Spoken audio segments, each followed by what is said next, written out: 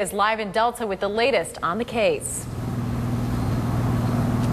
It was just after 5 o'clock this morning that the 911 call came in right here to Delta Police. It was a woman on a cell phone saying that someone had been shot. It just so turns out that the house was just down the block within walking distance from the police station. Police tell me it was all about timing that 911 call and also issuing that Amber Alert that got the suspect in custody and that baby back to safety.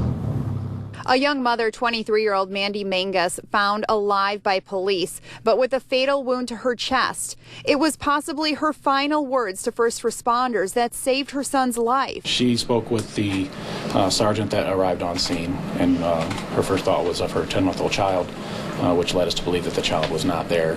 We did search the house, and she did give us the name of Mr. Ramey. Police say after the shooting, James Ramey, the father of the couple's baby, grabbed his son, 10-month-old Winston, and Deb Mangas, Mandy's stepmother, and took off. It's unclear whether or not she was being held against her will at this point, but we believe that's the case. But an hour later, police were able to issue an Amber Alert for Winston, and tips started pouring in. Those tips led Fulton County, Indiana deputies to Ramey. The agents that were following the cell phone pings were able to get behind that vehicle and initiate a traffic stop. Ramey arrested without a fight. Winston and Deb were taken to the hospital but appear to be unharmed.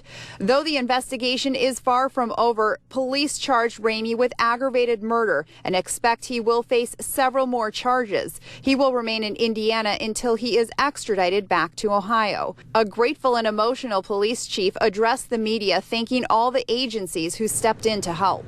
We do have multiple officers here. I mean, the majority of my department is here working with. If it wasn't for the assisting agencies, this would have been a much slower process.